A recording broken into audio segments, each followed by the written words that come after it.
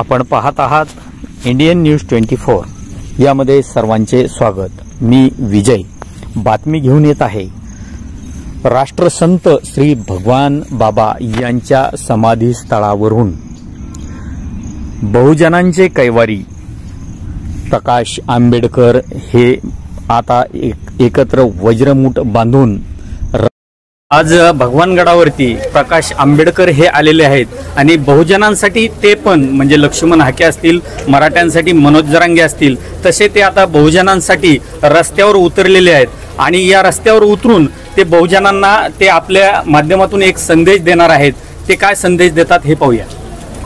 ते आम्ही आत्ताच्या याच्यामध्ये समाजामध्ये जे आहेत जरांगे पाटील यांच्या मागणीला धरून दोन तट पडलेले आहेत। एक मराठा समाजाचा तट आहे आणि दुसरा ओबीसीचा तट आहे। आरक्षणच्या संदर्भातला आहे। ओबीसी असं म्हणतात की मराठ्यां आमच्यामधून आरक्षण देता कामा नये आणि मराठे म्हणतात की आम्हाला ओबीसीमधून आरक्षण मिळालं पाहिजे। आम्ही आत्ता असताना जे काही यात्रेवरती आरक्षण बचाव यात्रेवरती आलेलो आहोत, तर त्याच्यामध्ये असताना आम्ही असं म्हणतो की बा हे राजकीय भांडण आहे। या राजकीय भांडणाला आपण असताना सामाजिक भांडणामध्ये परिवर्तित करू नये। राजकीय आरक्षण आहे आणि ते राजकीय आरक्षण राहिलं तर त्याच्यातला असताना समाजामधला दुरावा जो आहे तो होणार नाही आणि सामंजस्याने त्याच्यातून मार्ग काढता येईल। कारण आम्ही असताना एक त्या ठिकाणी हे म्हणतो की ओबीसीचं आरक्षण हे ओबीसीला राहिलं पाहिजे। दुसरं असताना हे कायद्याचं राज्य असलं पाहिजे आणि कायद्याच्या राज्यामध्ये सगळे सोयरे बसत नाहीत आणि त्याच्यामुळे असताना जे 55 लाख सर्टिफिकेट देण्यात आलेले आहेत ते रद्द करा।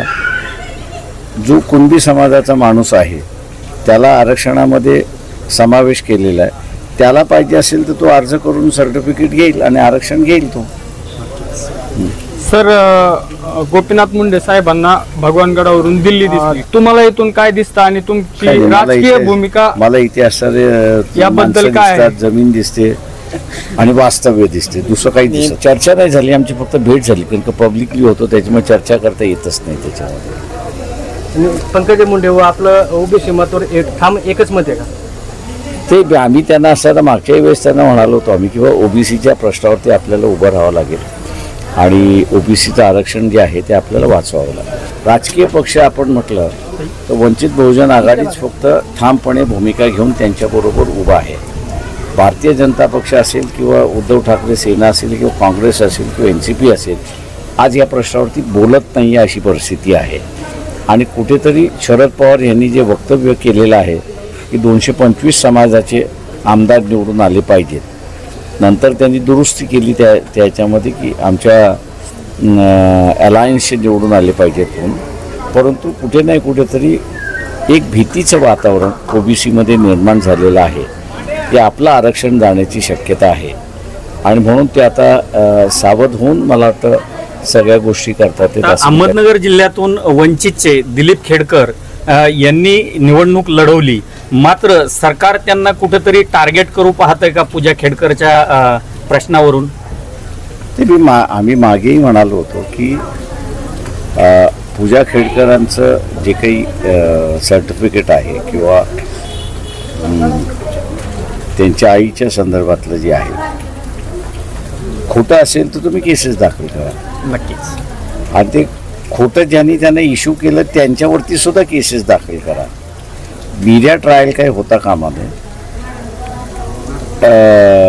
इन्व्हेस्टिगेशन व्यवस्थित झालं, त्या जर दोषी असतील तर कोर्ट त्यांना दोषी ठरेल, नाही तर मग त्यांना सगळं निर्दोष सोडेल। नाही, जय भगवान महासंघाचे बाळासाहेब सानप यांनी आता एक 8 दिवसापूर्वी स्टेटमेंट दिलं की बुवा आमच्या ओबीसीवर कुठेतरी अन्याय होतोय आणि त्यांनी बहुजन महासंघाकडून निवडणूक लढवली म्हणून हे सत्ताधारी जे आहेत ते त्यांना अडचणीत आणण्याचा प्रयत्न करतायत असं तुम्हाला वाटतं का? ते माझं म्हणणं आहे त्याच्यामध्ये की खेडेकरांना अडचणीत नाही आणत आहेत, त्यांच्या मुलीला असताना अडचणीत आणण्याचा प्रयत्न चाललेला आहे आणि त्या मुलीचा असताना जो आहे तो माझ्या अंदाजानं मेडिकल ऑफिसर आहे, त्यांनी सर्टिफिकेट इश्यू केलेलं आहे माझं म्हणणं असं आहे की ते मेडिकल ऑफिसरवरती पहिल्यांदा FIR का दाखल होत नाही, बरोबर, की चुकीचा तुम्ही दाखल केलं आणि म्हणून हिला फायदा मिळालेला आहे.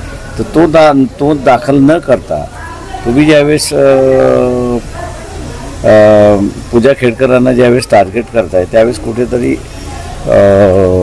वेगळा वास येण्याची शक्यता आहे असं मी त्या ठिकाणी मानतो. सर एक प्रश्न, इथं जो माथुरीला हल्ला झाला होता ओबीसीच्या रॅलीवर, त्यावेळेस परिसरातील 4 तालुक्यातील जे कार्यकर्ते आहेत तालुका लेवलचे सर्व पक्षाचे, त्यांनी एकत्र येऊन एक बैठक घेतली. त्यामध्ये अनौपचारिक चर्चा त्यांची अशी झाली की हीच वेळ आहे बहुजन आणि ओबीसी लोकांनी एकत्र यायची.